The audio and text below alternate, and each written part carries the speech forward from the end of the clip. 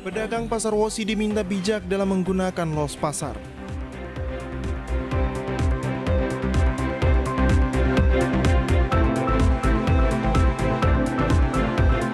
Rumah Sakit Provinsi Papua Barat belum ada kerjasama dengan BPJS Kesehatan.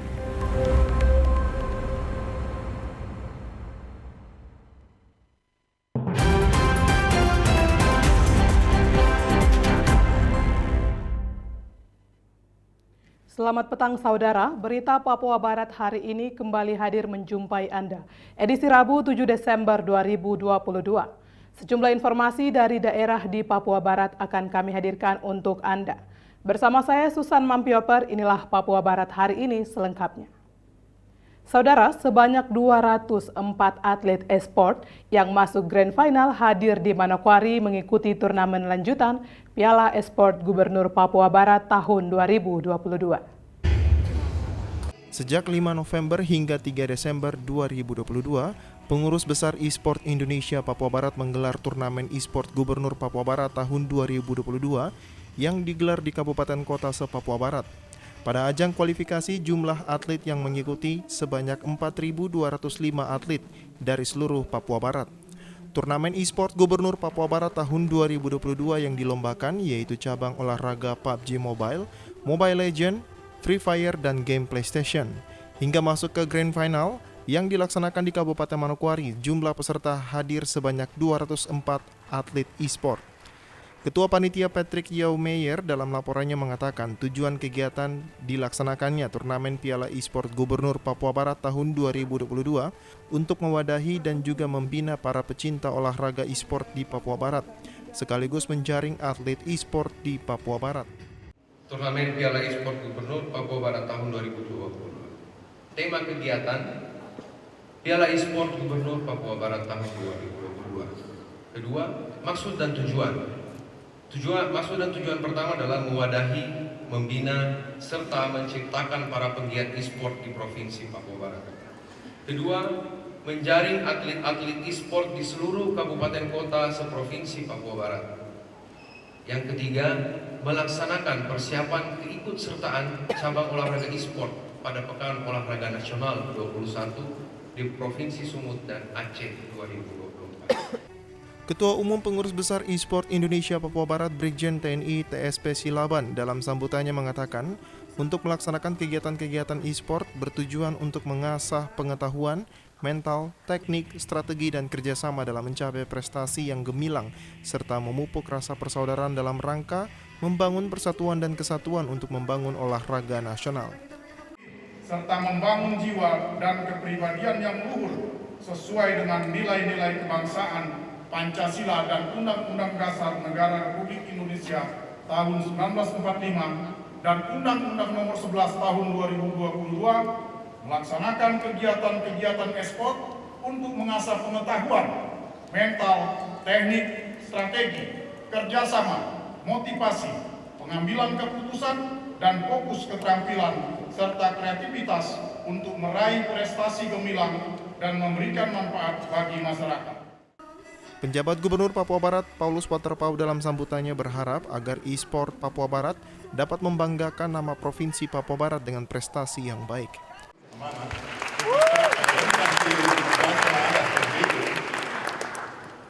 Barang apakah? Harus bisa.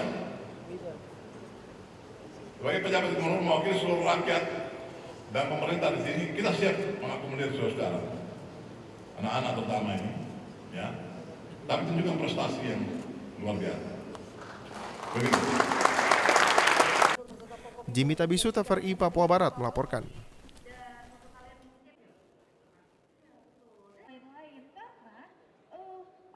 Tiga juara satu sekaligus pada lomba inovasi yang dilaksanakan secara internal oleh Direktorat Lalu Lintas Polda Papua Barat di Kota Sorong.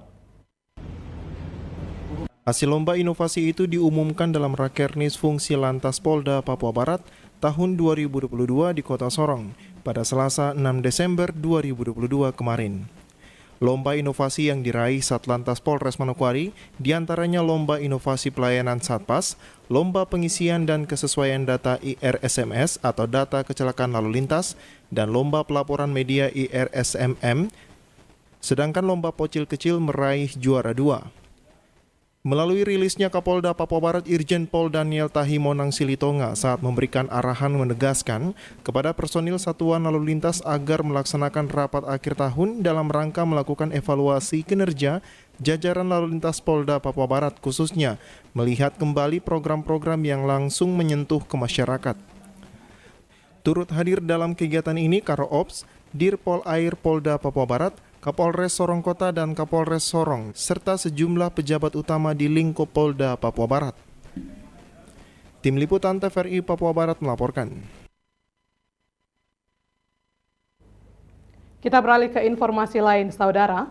Rayakan Hari Ulang Tahun Dharma Wanita Persatuan yang ke-23, Dharma Wanita Persatuan DWP Kanwil Kemenak Provinsi Papua Barat gelar acara syukuran. Dalam kegiatan itu, Ketua DWP Kanwil Kemenak Papua Barat berharap seluruh pengurus dan anggota bisa semakin padu dan solid. Kabupaten serta para tamu. Dengan mengusung tema Membangun Perempuan Cerdas untuk memperkuat ketahanan keluarga di era digital, Dharma Wanita Persatuan DWP Kantor Wilayah Kementerian Agama Provinsi Papua Barat menggelar syukuran memperingati Hari Ulang Tahun Dharma Wanita ke-23 yang jatuh tepat pada tanggal 7 Desember 2022. Kepala Kantor Wilayah Kementerian Agama Provinsi Papua Barat Luxen James Mayor dalam sambutannya mengajak seluruh pengurus dan anggota DWP Kanwil Kemenak Papua Barat untuk meresapi tema perayaan kali ini. Tak hanya itu, Luxen James Mayor juga mengapresiasi berbagai kegiatan positif yang sudah dilakukan oleh Dharma Wanita Persatuan Kanwil Kemenak Papua Barat. Meski begitu, selaku Kakanwil, Luxen James Mayor berharap agar kedepannya kegiatan-kegiatan Dharma Wanita bisa dipadukan dengan digitalisasi. Aktivitas yang luar biasa dan kita semua menikmati apa yang kemudian dilakukan ibu-ibu dalam beberapa hari ini. Ada sukacita, ada kegembiraan, dan tadi oleh Ketua Panitia itu menyampaikan kepada kita sekalian bahwa pertemuan-pertemuan yang dilakukan dan akan juga dilakukan itu dalam suatu pertemuan yang mengembirakan. Dan saya pikir ini baik sekali, dan karena itu Kak Kanwil saya memberi apresiasi, dan bukan saja Kak Kanwil tetapi bagi seluruh pejabat yang ada di lingkungan Kementerian Agama di Provinsi Papua Barat patut kita ada dan memberi dukungan.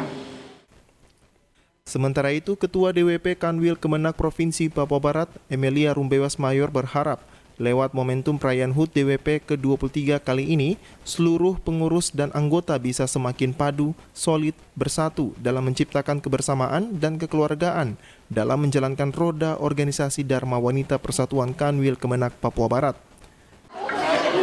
Harapan saya dalam memperingati DWP yang ke-3 tahun ini, tahun 2022, saya sangat berharap ibu Dharma Wanita kita bisa terus bekerja sama, saling-saling membantu, mendukung dalam menciptakan kebersamaan dalam organisasi Dharma Wanita, sehingga apa yang kita harapkan sesuai dengan tema kita bisa sama-sama bekerja sama dengan mengharapkan dukungan daripada bapak-bapak dan pegawai seluruh Kementerian Agama Papua Barat.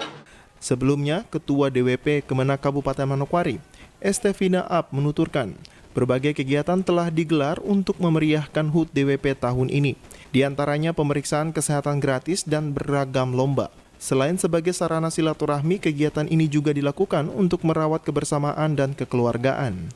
Sayang dan rasa persaudaraan di antara kita, sehingga kita tetap bisa bersama bersinergi membangun ketahanan rumah tangga dan ikut serta peran Dharma Wanita melalui pertemuan-pertemuan yang menggembirakan, saling peduli, saling mengisi, saling mensupport satu dengan yang lain, dan kita dapat membangun perempuan cerdas untuk memperkuat ketahanan keluarga di era digital. Natalindo Kerwai, TVRI Papua Barat melaporkan. Saudara, mendukung pelayanan umat Katolik di Kabupaten Fakfak, Uskup Manokwari Sorong Hilarion Datus Lega memimpin ibadah perayaan Ekaristi. Peletakan batu pertama pembangunan gedung gereja Paroki Santa Maria Merapi. Minggu 4 Desember 2022, umat Katolik di wilayah Paroki Santa Maria Merapi melaksanakan misa peletakan batu pertama pembangunan gedung baru gereja Paroki Santa Maria Merapi. Acara ibadah diawali dengan peletakan batu pertama oleh Uskup Manokwari Sorong, Monsinyur Hilarion Datus Lega. Dilanjutkan dengan Wakil Bupati Yohana Dina Hindom dan juga tamu undangan lainnya. Dalam laporan panitia, pembangunan gedung gereja Paroki Santa Maria direncanakan dibangun di atas lahan seluas 1 hektar dengan desain bangunan yang direncanakan berbentuk salib dengan estimasi anggaran yang dibutuhkan sekitar 9 miliar rupiah. Pembangunan gereja Paroki Santa Maria Merapi dalam lokasi ini berkira 1 hektar lebih dalam bangunannya, sekitar 1 hektar lebih, yang kurang lebih nanti panjangnya bangunan itu hampir 85 meter. Nanti gambarnya lampir lebar karena nanti dia bukan berbentuk polos, ada berbentuk salib. Dalam acara perayaan Ekaristi peletakan batu pertama gedung gereja Santa Maria Merapi, digelar aksi Gereja Magi, sebuah tradisi masyarakat Kabupaten Fakfak, yang dimana melakukan pengumpulan uang secara spontan untuk menopang pembangunan rumah ibadah, dan hasil uang yang terkumpulkan berjumlah 80 juta rupiah. Dari Fakfak, Frans Tamaela, TVRI Papua Barat melaporkan. Saudara, informasi selanjutnya akan hadir setelah jeda berikut ini. Tetaplah bersama kami.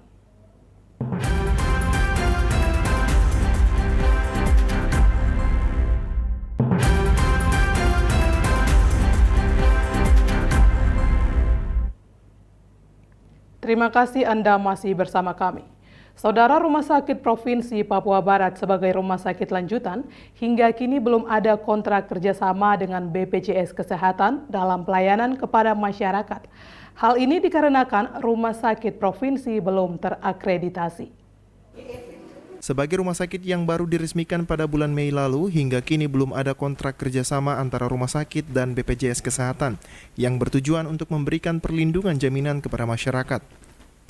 Kepala Rumah Sakit Provinsi Papua Barat Dr. Arnold Tiniap, Senin malam usai mengikuti launching UHC, Jaminan Kesehatan Masyarakat, oleh BPJS Kesehatan kepada pemerintah Provinsi Papua Barat, menjelaskan bahwa belum dilakukannya kerjasama antara rumah sakit dan BPJS Kesehatan karena rumah sakit provinsi belum terakreditasi. Oleh karena itu, pihaknya telah membuat pengajuan agar di bulan Februari 2023 kontrak kerjasama dapat dilakukan, namun semuanya menunggu hasil penilaian dari tim akreditasi. Kerjasama dengan BPJS, itu rumah sakit dipersyarakan harus terakreditasi. Dan karena kita baru start, rumah sakit baru jalan-jalan. Tahun lalu sebenarnya seharusnya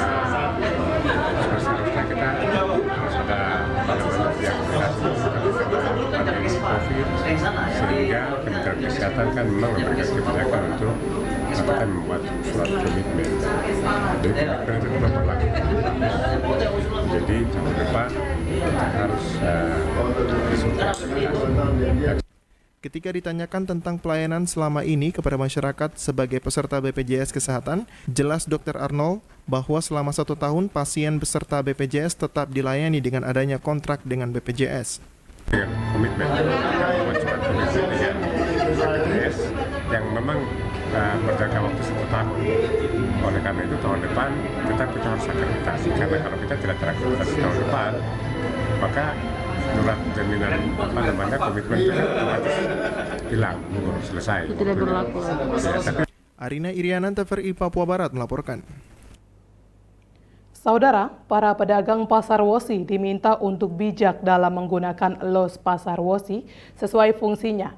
Sebab salah satu faktor terjadinya kebakaran 5 Mei lalu adalah kelalaian serta tidak disiplin pedagang dalam menggunakan los pasar. Hal ini menjadi ketegasan Bupati Hermus Indo sebab kebakaran yang terjadi pada 5 Mei 2022 lalu menjadi salah satu faktor penyebab terjadinya kebakaran adalah kelalaian dari pedagang serta penyalahgunaan fungsi los pasar. Yang mana diketahui pada los pasar yang terbakar terdapat BBM yang juga didagangkan di dalam pasar. Oleh karena itu, Bupati Hermus Indo dalam sambutannya pada acara peresmian Pasar Wosi Selasa kemarin menegaskan kepada para pedagang Pasar Wosi agar digunakan secara bijak. Karena belajar dari pengalaman sebelumnya Pasar Wosi terbakar, para pedagang belum tertib dalam menggunakan los pasar, sehingga mengakibatkan kerugian pemerintah daerah, pedagang, serta masyarakat sebagai konsumen. Saya minta kita jadi pedagang yang tahu menggunakan los itu fungsinya berapa. Ini untuk bantu kan, kata ini untuk sayur, kata jualan yang lain. Terus kalau BBM keluarnya di mana? Ya, jangan jual BBM di dalam pasar ini. Saya minta batu kecil, air bersibah. Anda buat kesalahan kecil saja, akibatnya seluruh masyarakat Marakwari dan seluruh pedagang ini akan mengalami akibat. Jadi, mari kita jadi pedagang yang tertib. Selain itu, pada kesempatan yang sama Bupati juga menghimbau agar para pedagang berlaku adil dalam mendapatkan los pasar. Sebab setelah didata pasca kebakaran didapati 1 orang pedagang memiliki lapak lebih dari 1. Yang berikut, saya sampaikan bahwa berdasarkan pengalaman pengelolaan Pasar Wosi di masa lalu, ada pedagang yang memiliki los lebih dari 1, 2, 3, sampai 4. Dan kemudian dia tidak pakai sendiri, dia ambil, dia sewakan ke orang lain.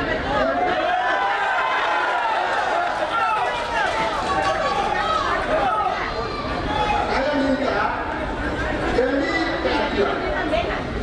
Saya minta, ya. Kalau ada yang dikasih 1, ya gunakan 1 itu. Tapi jangan gunakan lebih, karena jumlah pedagang kita ini banyak, jadi semua mau mendapatkan pelayanan.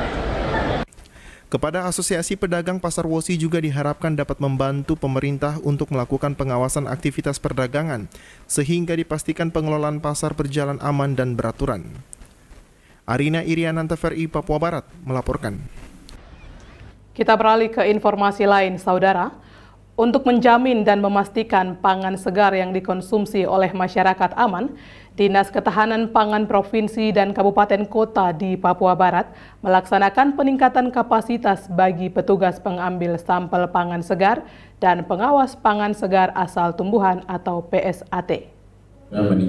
Sebanyak 13 kabupaten kota yang terdiri dari Dinas Ketahanan Pangan seprovinsi Papua Barat mengikuti peningkatan kapasitas bagi petugas pengambil sampel pangan segar dan pengawas pangan segar asal tumbuhan atau PSAT melalui pelatihan pengambilan contoh sampel pangan segar dan sertifikasi profesi pelatihan pengawasan keamanan pangan segar sertifikasi profesi yang berlangsung di salah satu hotel di Kota Sorong, Papua Barat pada Senin 5 Desember 2022. Kegiatan ini bertujuan untuk meningkatkan pengetahuan keterampilan bagi petugas yang berkompeten dan kredibel tentang tata cara pengambilan contoh pangan segar asal tumbuhan sesuai dengan standar dan dapat memberikan hasil uji yang tepat dan akurat dalam rangka meningkatkan ketahanan pangan dan untuk pangan yang dikonsumsi oleh masyarakat.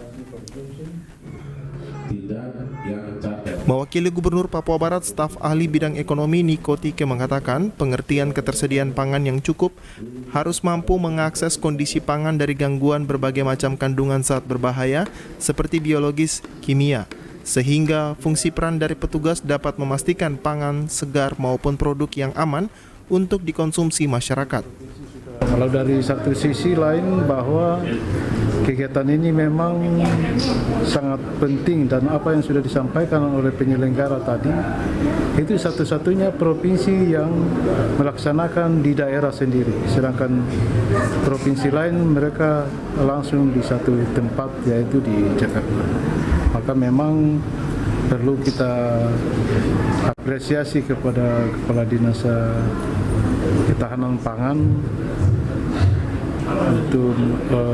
untuk melanjutkan kegiatan ini agar bisa terrealisasi dengan baik. Dan memang apa yang sudah disampaikan kepada kita semua, terutama peserta ini, memang betul-betul maunya untuk dididik, bukan untuk datang saja, tetapi tetap dia dididik dan meneruskan apa yang sudah disampaikan oleh panitia. Dari catatan Dinas Ketahanan Pangan Provinsi Papua Barat, Kota dan Kabupaten Sorong dan Dari catatan Dinas Ketahanan Pangan Provinsi Papua Barat, Kota dan Kabupaten Sorong, serta Manokwari yang memiliki padat penduduk dan ketersediaan pangan sangat menonjol, sehingga sangat penting untuk dilakukan pengawasan dan pelatihan bagi peserta yang berkompeten, yang akan melakukan pengawasan sampel pangan segar tumbuhan. Semua bisa lolos untuk memperoleh sertifikat, tetapi ada penilaian khusus. Nanti ada penilaian khusus, ada 1 atau 2 orang yang dinilai bahwa mereka menguasai sistem ini untuk nanti ke depan dia akan terapkan di lapangan. Artinya untuk melihat kondisi-kondisi pangan lokal kita yang ada di daerah kita. Karena mereka ini mempunyai sertifikat yang nanti mengantar mereka untuk meneliti setiap komoditi unggulan daerah. Misalnya kita tanam bayam di Sorong sini, itu mereka akan bawa ini sampel ini ke Bogor, laboratorium di sana untuk melihat dilihat kualitas di sana. Ini tidak mengandung apa zat-zat yang kimia bahaya. Jadi nanti mereka ini yang bawa berdasarkan sertifikat yang tadi mereka memiliki. Dari Sorong, Mikal Jasman, TVRI Papua Barat melaporkan. Mengusung tema Bangkitlah Menjadi Terang yang terambil dalam Alkitab Yesaya pasal 60 ayat 1a, Jemaat Gereja Pentakosta di Indonesia GPDI Siloam SP4 Pravi diajak melalui momen Natal ini hadirkan cinta kasih dalam keluarga. Karena ini merupakan perayaan Natal sesungguhnya yang diinginkan oleh Kristus. Perayaan Natal yang berlangsung di Gedung Gereja Pentakosta di Indonesia GPDI SP4 Distrik Pravi pada Senin 5 Desember 2022 semakin syahdu dengan kehadiran anak-anak sekolah minggu Jemaat Siloam yang membawakan pujian Natal bersama jemaat. Dalam refleksi firman Tuhan yang disampaikan oleh Pendeta Elisa Daniel menyebutkan, Natal adalah momentum untuk jemaat dan saya memuliakan keluarga. Natal juga merupakan momentum untuk kita bangkit dari segala kelemahan, segala keputusasaan, kegagalan kita, dan Natal merupakan momentum untuk kita bangkit menjadi lebih baik lagi. Karena di momen Natal itu, suami istri, anak, dan orang tua rindu untuk bergandengan tangan bersama-sama. Apa yang saudara harapkan? Natal adalah momentum untuk pemulihan keluarga. Natal itu momentum untuk pemulihan pengharapan kita. Natal itu momentum untuk kita bangkit dari segala kelemahan. Natal itu momentum untuk kita bangkit dari segala keputusasaan kita. Natal itu momentum untuk kita bangkit dari segala kegagalan kita. Natal itu menjadi momentum yang baik untuk kita bangkit menjadi yang lebih baik lagi. Gembala Jemaat Siloam Pendeta Hengki Wenggi mengatakan, dengan momen Natal di tanggal 5 Desember ini adalah bagian dari evaluasi setahun perjalanan jemaat, agar momentum Natal ini menjadi sebuah momen untuk lebih meningkatkan kualitas iman untuk memasuki tahun 2023, sehingga jemaat semakin kokoh, kuat, serta mandiri dalam pelayanan di Jemaat Siloam SP4 Pravi. Tanggal 5 Desember ini adalah bagian dari evaluasi setahun perjalanan iman jemaat ini. Dengan momentum Natal ini menjadi sebuah momen penting bagi kami untuk lebih meningkatkan kualitas iman kami untuk memasuki tahun 2023, sehingga jemaat semakin kokoh, kuat, dan mandiri dalam pelayanan lebih khusus jemaat di Siloam. Menyambut perayaan Natal dan Tahun Baru 2023, GPDI Siloam SP4 Pravi juga telah melaksanakan berbagai kegiatan, diantaranya pemberian bingkisan kasih kepada janda, duda, dan anak yatim piatu yang ada di dalam jemaat. Natalindo Kerwai, TVRI Papua Barat melaporkan. Informasi tadi sekaligus menutup jumpa kita pada Papua Barat hari ini, edisi Rabu 7 Desember 2022. Mewakili seluruh kerabat kerja yang bertugas, saya Susan Mampioper undur diri dari hadapan Anda. Terima kasih atas kebersamaan Anda dan sampai jumpa.